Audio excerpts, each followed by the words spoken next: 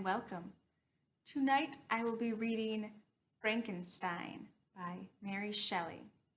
This is for older kids, so parents, if you have younger children, make sure you preview the story before you let them watch. Okay? Let's dive in.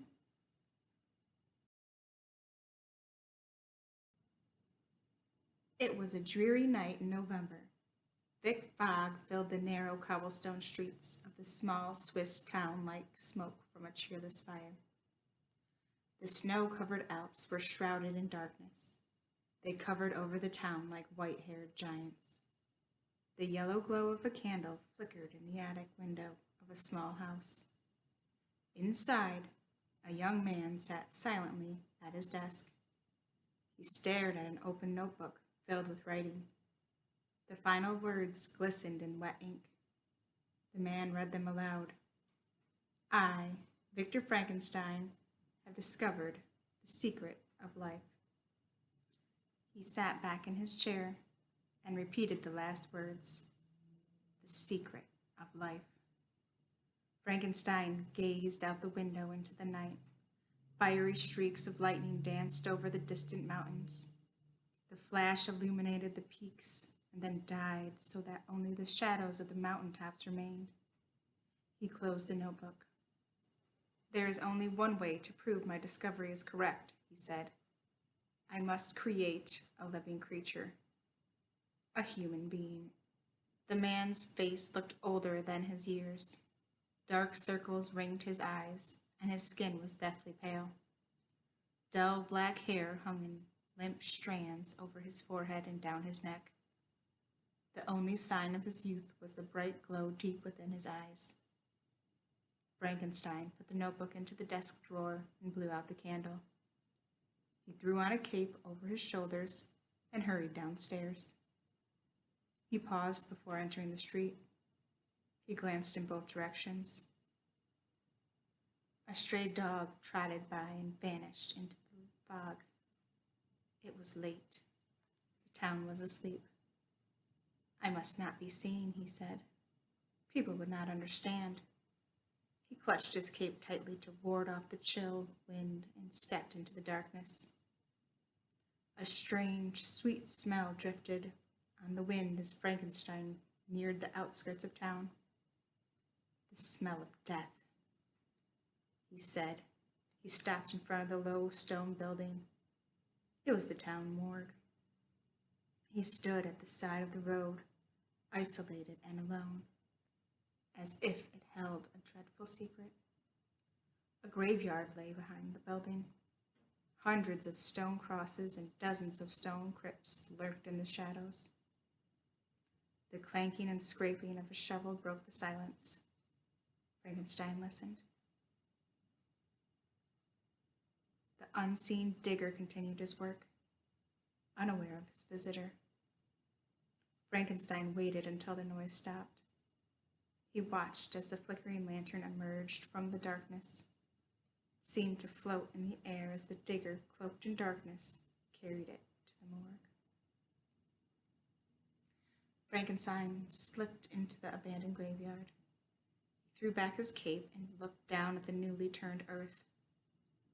Cannot turn back now, he said.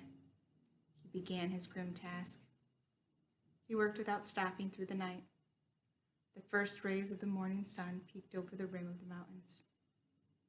The graveyard turned pale orange. Frankenstein glanced up from his work. I must leave at once or risk being seen, he said. He closed the top of the large canvas sack. He tied it securely and hoisted it to his shoulder.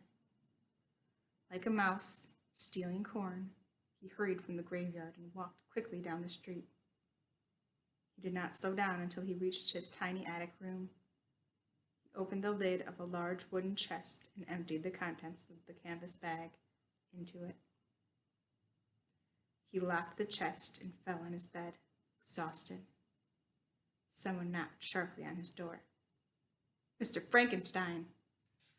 Frankenstein opened his eyes. Yes? Who is it? He asked. Mrs. Brunch, a woman's voice answered. There's a letter from your father. Frankenstein crossed the small room and opened the door just enough to see out. An elderly woman greeted him. She handed him a white envelope. The postman brought this morning for you. Thank you, Frankenstein said. He slipped back into his room and quickly closed the door. He tore open the letter and began to read. Dear Victor, the letter began.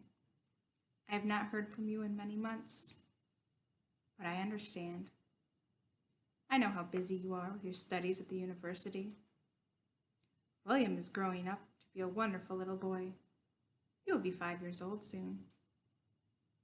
Your dear friend, Henry Clairville, sends his greetings, and Elizabeth sends her love. Tears welled in Frankenstein's eyes as he finished the letter. He folded it neatly and put it in his desk. My dear friends, he said, how I miss you. Little William, my sweet little brother, Henry, my closest friend, Elizabeth, my love and future bride, and you, dear father. He turned toward the chest. My great wish is that you understand the importance of my work. Frankenstein wiped his eyes with the back of his hand. The town clock chimed 2. He turned to the single small window of his room. He looked out. My wish is that the whole world will understand. He folded the empty canvas bag and tucked it under his arm. 10 minutes later, Frankenstein arrived at the university. Students rushed like ants from the building to building. Frankenstein clutched the bag to his chest and entered a gray building. The words medical school were engraved in the stone arc over the door. Frankenstein was no different from the other students at the university. He passed unnoticed down the quiet hall. He stopped at a door to listen. The dissecting room is empty, he said. He turned the handle and entered. The room had no windows. Hissing gas lamps flickered overhead. The young man's shadow danced eerily as he closed the door behind him and crossed the room. A dozen bare tables stood in the neat rows in the center of the large room. Their tops were solid slabs of white marble. Wooden cabinets covered the walls. Hundreds of shiny metal instruments glistened behind the glass doors. Medical knives, saws, and scalpels sparkled like jewels in the flickering gaslight. Frankenstein opened his canvas bag and placed it on a nearby slab. He stepped to a thick metal door at one end of the room. He pulled it open. Inside, masked its shadow, lay a dozen sheet-covered figures. They lay on large zinc trays like people in eternal sleep. Frankenstein went to work at once. That night, Frankenstein returned to the graveyard. By morning, his canvas bag was heavy. He repeated his secret visits day after day and night after night. Months of sleepless nights and sunless days passed. Frankenstein's skin turned yellow. His eyeballs bulged from sunken sockets. His cheeks were hollow, but the bright light still shined from his eyes. After many weeks, the dark chest in his room was full. He studied its strange contents. Everything is here, he said. I'm ready to begin. The young scientist faced his empty operating table and raised his upturned hands to his face. He grasped the air with his delicate fingers. With these hands, I will create life. When I finished, my creation will rise from the table. He set to work at once. He worked feverishly. He mixed chemicals according to ancient methods he learned from rare books. He devised new formulas. He constructed a complicated maze of glass tubes. The tiny attic room reeked with the smell of boiling chemicals. The room became as hot as a furnace. Sweat poured from Frankenstein's forehead. When an experiment succeeded, he moved on to the next. When it failed, he started anew. A boiling hot bottle of bright red fluid exploded. Frankenstein wiped the foul-smelling stuff from his face. "I will not give up," he said. He rolled up his sleeves and mopped the mess from the floor. "I will create human life," he vowed. "I will not fail."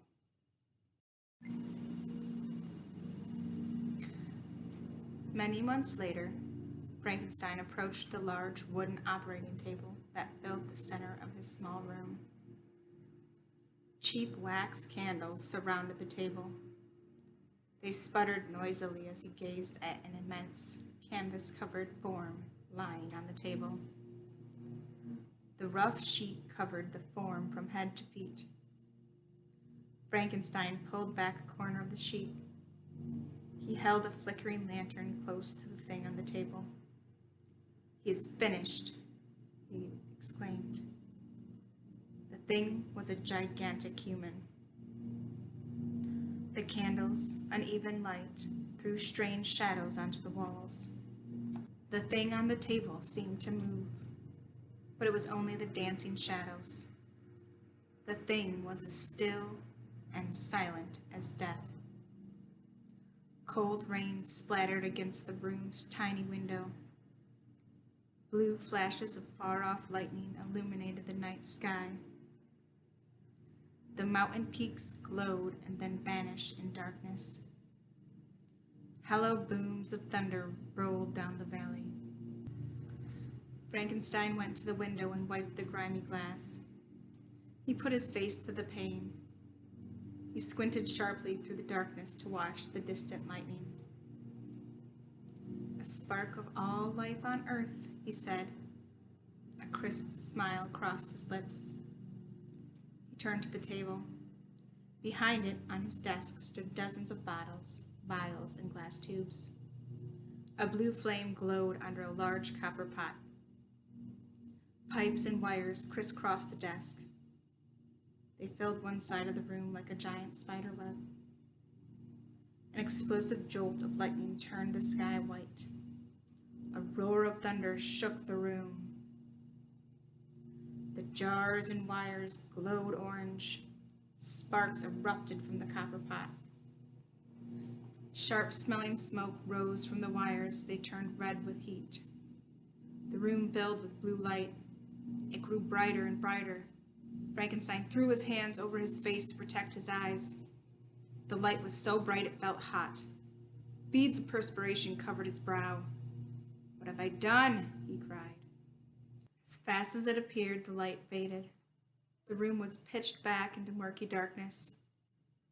Only the feeble candles gave light. Even the lightning stopped as the mountain storm ended as quickly as it started. The town went back to sleep. The room was cold again. Turning slowly toward the table, Frankenstein stared at the thing that he had made. A corner of the canvas fell away from his face. By the glimmer of half-extinguished light, he watched the creature's dull yellow eyes open. "He lives!" he shouted. "My creation lives!" The sheet draped over the immense form quivered. An arm slipped off the side of the table and hung loosely in the air. The arm rose. Frankenstein stared without blinking. The creature's chest heaved. He emitted a dry, hollow gasp as air rushed in to fill its lungs. Its legs quaked. The table shook. The thing was alive. Frankenstein rushed to the desk. He unhooked the tubes and wires connecting the creature from the bottle-filled desk. He ripped the wires away. He flung the tubes aside. He tossed the glass bottles and vials to the floor. He grasped the gray sheet covering his creation. He paused. "I have worked for 2 long years to bring you to life," he said. "I have done all in my power to make you beautiful, to make you perfect. I have selected each part of you in proportion to the others. I have taken infinite pains to create a being of utmost beauty." His hand quivered. The canvas fluttered. He tightened his grip. Now, behold my work. Behold perfection. He tore away the canvas and looked square into the face of the giant he had made. No! Frankenstein threw his hands to his face. He covered his eyes and staggered backward. He stumbled. The shattered bottles and vials on the floor rang like broken bells. The creature sat up. His yellow skin scarcely covered his bulging red muscles. His arteries and veins clung to his limbs and body like crawling purple veins. Long, shiny black hair hung in coarse, uneven tufts from the top of his mammoth head. The pegs of square, pearly teeth shined through straight black lips in the dim candlelight. His rough skin was shriveled like the skin of an overbaked potato. His watery eyes swam in red-rimmed sockets like birds' eggs floating in blood. Frankenstein screamed, threw his hands to his mouth in disgust. The creature sat on the table like a trusting pet waiting for its master. A thin smile curved his black lips. His eyes blinked with hope. He raised an arm and opened his giant hand. He reached out for the man who made him. His lips moved. "Oh," he muttered, struggling to make his first sound. "No!" Frankenstein screamed. "You're a monster!" He turned his back on the creature and ran out of the room. And that, my friends, concludes the first two chapters of this adaptation of Mary Shelley's Frankenstein. Now you come in, check out the book, and read the rest, and you decide who the real villain of this story is. Is it Frankenstein, the mad scientist, or Frankenstein's monster? You be the judge.